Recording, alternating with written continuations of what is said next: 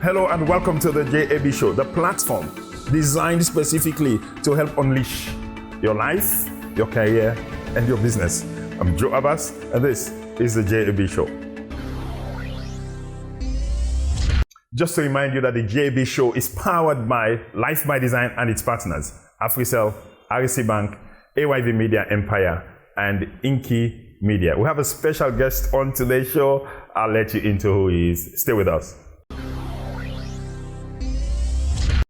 You ready for the Zoom meeting today with the investor then? Yes, boss. I'm ready for the meeting today. And I don't download all the reports they sent to me on the internet. Make sure so you get super connection, because I don't want one problem during the meeting. Everything is okay. Everything is fine. Counting on you, even though we're not in the same office. I will be with you every step of the way.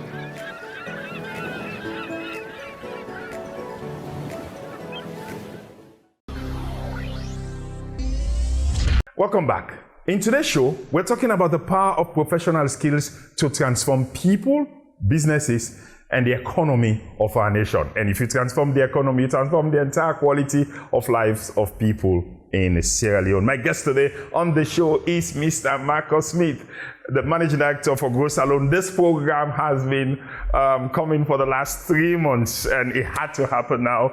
Marcus, welcome to the show. Thank you very much for having me on, Joe. And you haven't had this is about your first or second time on a television. Exactly, on a television so you must bear with me because I'm not used to the big screen. Don't worry, I'll make sure you're so comfortable. I'll make sure you are so comfortable. But so let's start with Marcus. Who are you?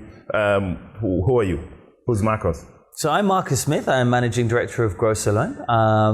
I have been in and around Sierra Leone for quite a long time now. I think I first came here at the end of 2015, so kind of the end of the Ebola period. I was working with, back then, with an organization called Educate Sierra Leone, which ran a network of very high quality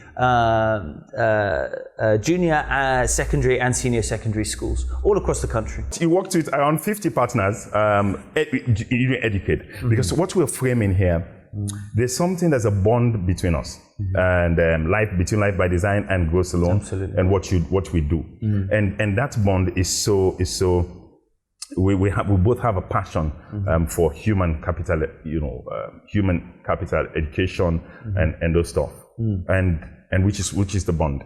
Now, so you've been here in Sierra Leone, and your exposure in this education sector, working with Educate. And you said it's over 50 schools, partner schools that you're working with. You want somebody that was trained to specifically go into education as a career. Were you? No, absolutely not. I mean, I studied English literature of all things at university, so I'm an arts student actually. But through working with Educate and the 50 partner schools you are referencing was through our quality enhancement program, which was improving the quality of teaching and classroom management, behavioral management in these different schools throughout Port Loko. And so we work with many, many partner schools. And so I got the opportunity to really go out to some very rural places in Sierra Leone and see firsthand what the quality of education was there. And you said that's how you got your exposure. There's a story that you shared with me about Abbas and his brother. Yes, absolutely. So Abbas is really a very dear friend now. And so we worked actually at Educate together. So Educate had one of its first or very early schools was in a village called Magbeni, which is a beautiful little village. That's in Port Loko, Magbeni? On Port Loko, just on the Raquel River. Okay. So not far from the Berry Bridge.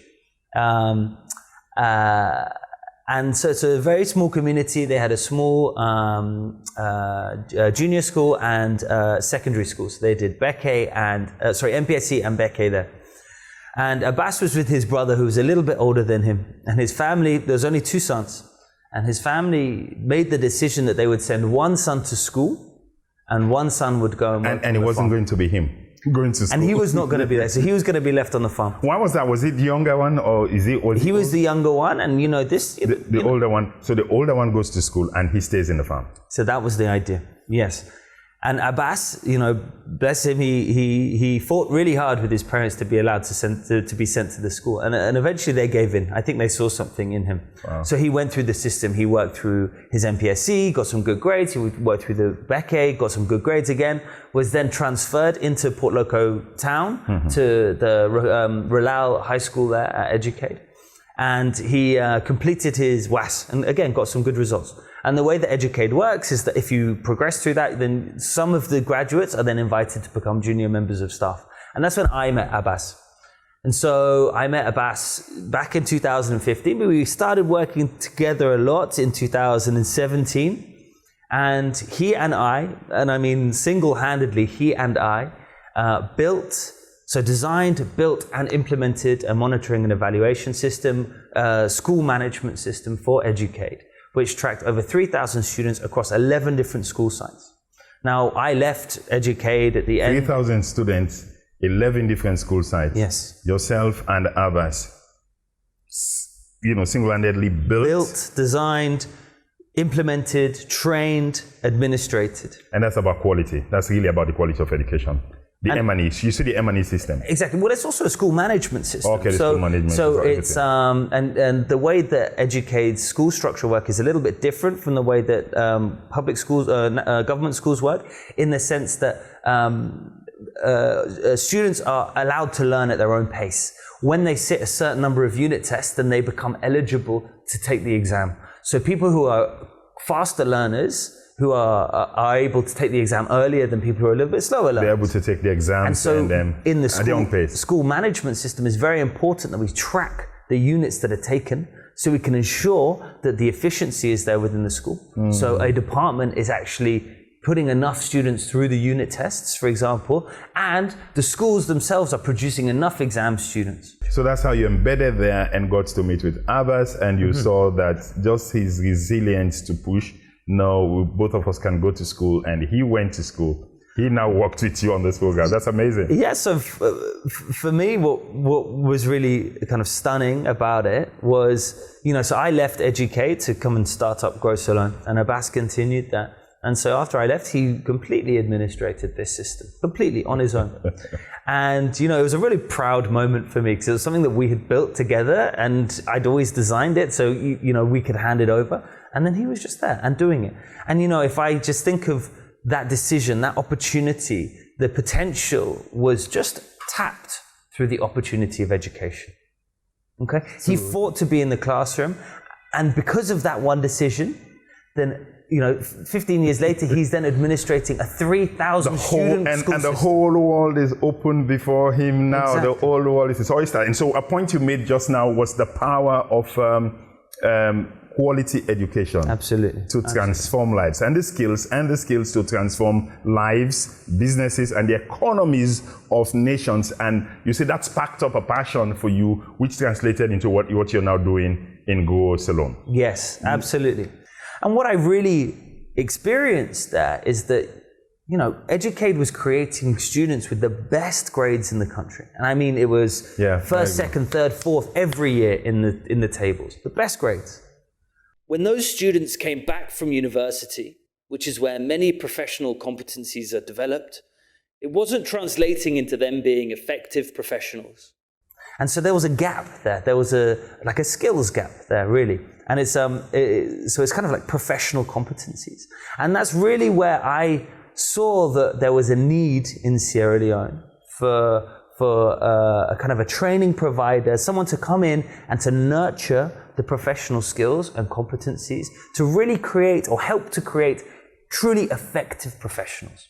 Because I think that effective professionals, people who can deliver, they are going to be the backbone of the future of this country. Effective professionals, you call exactly. them. They are the people who are going to staff the SMEs, who are going to drive the economy, who are going to cause more tax receipts, which means the government can then invest more in education. Does that problem you faced that you saw at Educade, does it still exist? Does that problem exist in our education system in the country? Absolutely. Absolutely. And the education system here is, one thing that I always saw when I went to these schools is that everyone was very passionate about the education. The challenges that they were facing is a lack of facilities, a lack of training, a lack of resources. I think one of the key things that needs to be addressed is not just access to education, but it's really the quality of education and transforming the pedagogy, which is really the way that people learn in the classroom. It needs to be kind of updated. What we see in Sierra Leone is really a very teacher-led form of learning. And I'm sure this will be very familiar, is where a teacher stands at front, they hold all of the information, and then they just present it to the student. The student will copy it down, and then they'll remember it for an exam. An engagement with the actual content and understanding how that content works. You know, why does 1 + 1 = 2? Or why, when you mix certain gases, does it create a chemical reaction? It is less valued than just knowing the answer. And so there's different ways that you can create that. And so that comes through training, it comes through pedagogical development. But mostly, I really think it's about how people experience the learning space and their attitude towards learning. If you would state the mission of Grow Salone, what would the mission be? So the mission of Grow Salone is to drive the economic growth of tomorrow by investing in future generations today. Because I believe that it is the next generation of professionals that will help to drive the country forward. And so that's why you set up the Professional Skills Program. Absolutely. Professional Skills Program, we're taking a break now, but when we come back, we're going to talk about the Professional Skills Program. This is something I've valued, and since I got to meet Marcus a few years ago, but then a few months ago, and getting to be involved with the Professional Skills Program, there's a lot that I have learned that continue to inspire me and give me hope. Because, Marcus, I said to you just now, I imagine the number of things I know that I wasn't taught in school that's really created the difference, the edge, that gives me the edge in life. And how, because that is absent and my wish and desire to, so even for the staff I recruit, how can I get to pass it on to them? And your PSP program provides a specific and an appropriate and relevant tool to be able to do that. So when we come back, we're going to talk about that. So stay with us. That's Marcus Smith. He's the Managing Director for Grow Salone. We'll talk about their Professional Skills Program when we come back.